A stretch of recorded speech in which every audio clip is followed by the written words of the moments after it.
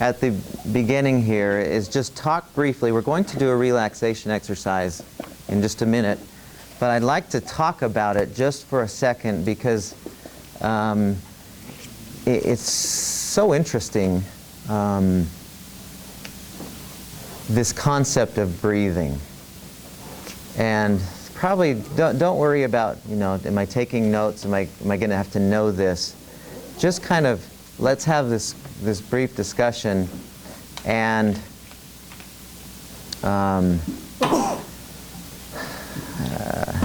I want to make sure we're all on the same page with this idea.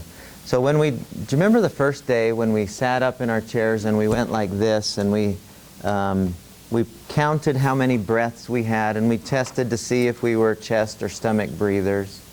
Remember that part of the initial self-assessment? How many in here, and I might have asked this before, but how many in here were chest-only breathers? Nobody? Chest and stomach? How many were? So when you breathe, it's kind of a simultaneous. So stomach only, raise your hand, which is higher than most classes that I teach. There's only stomach. So we decide, I think we mentioned this also, that the natural way of breathing is which of those three when you're just in homeostasis? What were you going to say? What did I hear? Stomach. Yeah, if you look at a baby, stomach breathes. When you look at animals, it's just stomach. In other words, what we mean when we say stomach breathing is you inhale and the air goes down into the lower parts of our lungs. It pushes down the diaphragm, and since there's not enough room, out pops your stomach. There's not enough room for all the organs in there when the diaphragm moves down, and that's why it comes out. If you're a chest breather, what that means is you're tending to breathe with muscles that aren't initially designed for breathing, but are being recruited because you're giving yourself the message that you should be trying to get more air in because you think you're in the stress mode. Okay? But that's not the normal way to breathe. But since most of us think we're still in the stress mode, though it's subconscious, we breathe, bless you, irregularly. We breathe unnecessarily. Let me just tell you a couple quick things that I think are really fascinating. Does anyone know, you guys who are in the medical world or the clinical world, what does the term capillarization mean? Does anyone know what that word means? Capillarization. Capillaries, capillarization. Does anyone know? So, what's a capillary? Okay. Okay, we have blood vessels, and then so we have arteries, veins, and capillaries are part of the moving the blood through the body. Where's the capillaries? Corey, what did you say? They're the very smallest blood vessels. And what do they do? They bring the blood right to the actual cells. Yeah, the capillaries is where the transfer of blood and oxygen and sugar and other nutrients goes from one tissue, say blood vessel, into another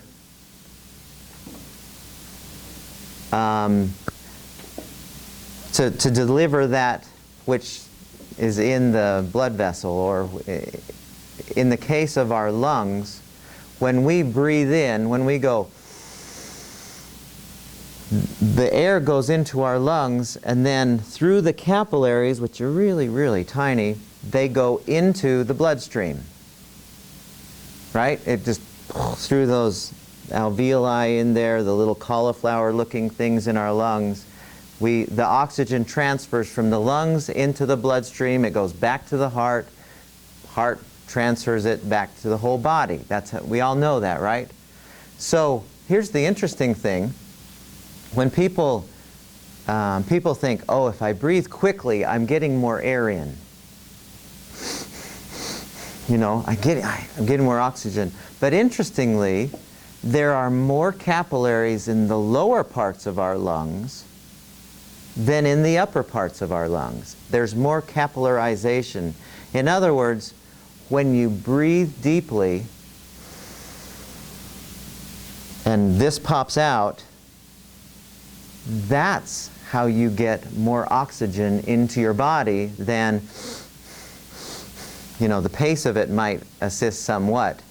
But that's one of the reasons why we like deep breathing, is because we really are, I mean, our brain runs entirely on oxygen and sugar. All of our organs, our muscles, everything uses oxygen. The more we can get in there, you know, under our own volition, the better off we are. But if we're breathing chestly, it's not a word, I know, but if we're breathing from our chest mostly, we're not getting nearly the amount of oxygen we could be getting in.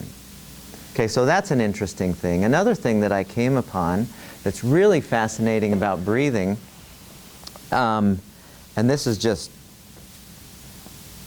an FYI kind of cool idea, but they say that we take in, with each inhalation, about 10 to the power of 22 oxygen molecules. 10 with 22 zeros after it, oxygen molecules with each inhalation. And they say that, and I don't know, the person from whom I got this was a pretty reputable person. He said radioisotope studies have shown that essentially we have breathed in oxygen molecules that have been in the body of every other person that has ever lived. Does that make sense what I'm saying? In other words, because we breathe it in and we breathe it out, and everyone's done that, and so everyone that has ever lived, we're still breathing the air that once was in their bodies. Isn't that cool? It's just fun facts to know. Doesn't help anything, but it's fun to know.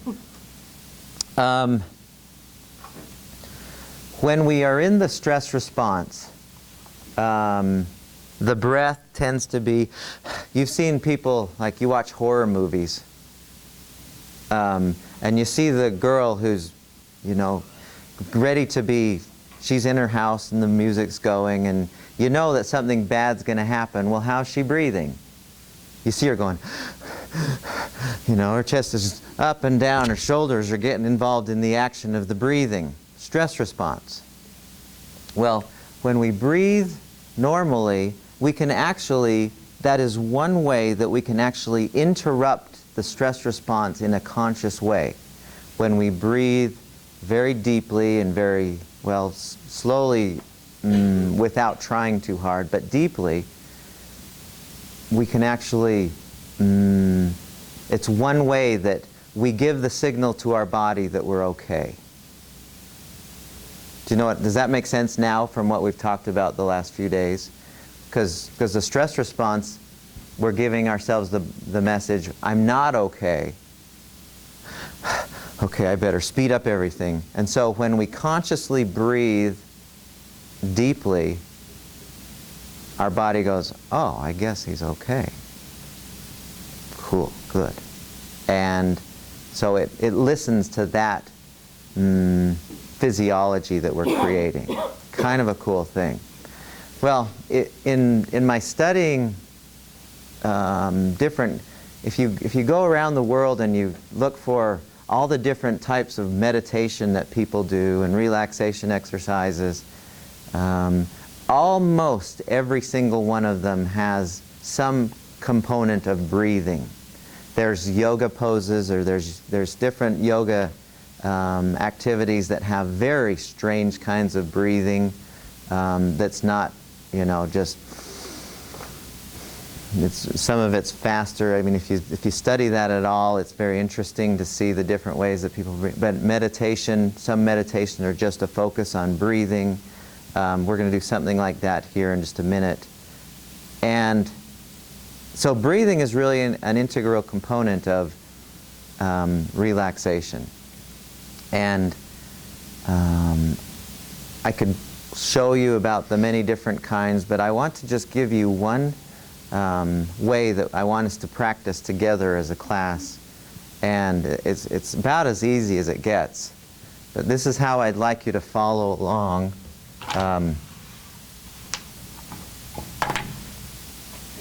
As we do this, we're going to all lie on the floor, and I'm actually not going to guide you through this one. You're going to do this one entirely on your own. So, but it couldn't be more easy than this. How this will work, you'll have, you'll be focusing on the inhale and the exhale, okay? So that's what's, your consciousness will be as much as you can staying on your breath, and it'll go away. That's how the mind works. It just gets distracted, and then just gently be kind to yourself and go back to your focus on your breathing. And so, and the way that will help us to keep our mind focused on this, there's nothing magical about this, but the way we're going to focus on this is you're going to inhale, and each time you inhale, you'll say a number, and we're going to start at 20.